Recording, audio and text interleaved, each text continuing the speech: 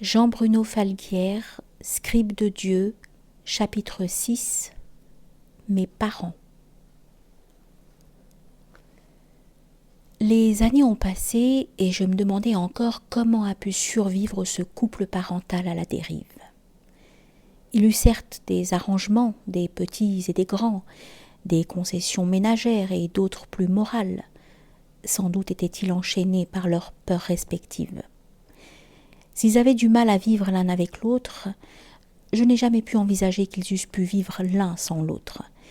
Ils étaient comme deux barques de sauvetage qui s'étaient croisées après leurs naufrages respectifs sur un océan d'improbabilité. Ils étaient deux âmes égarées en manque cruel d'amour. Aussi je l'ai compris assez tôt, mon père aimait inconditionnellement ma mère. Cela jusqu'à son dernier souffle. J'en ai été le témoin ému.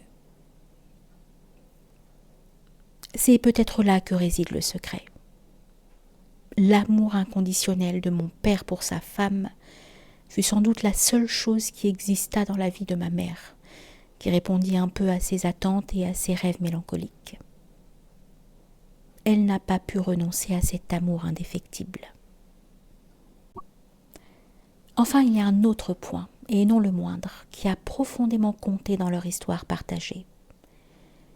Ils portaient tous les deux une foi qui ne s'est jamais démentie en l'existence d'une vie spirituelle supérieure pour le monde et les humains. Je parle bien ici de vie spirituelle et non de religion. Ils respectaient toutes les confessions religieuses, mais ils portaient en eux la certitude d'une dimension spirituelle supérieure qui régissait les lois et le fonctionnement de l'univers.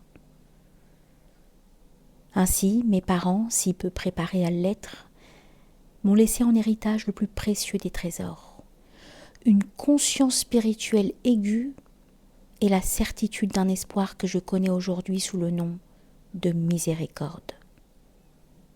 Pour cela, j'ai envers eux une gratitude infinie. Je souhaite qu'elle leur parvienne à jamais,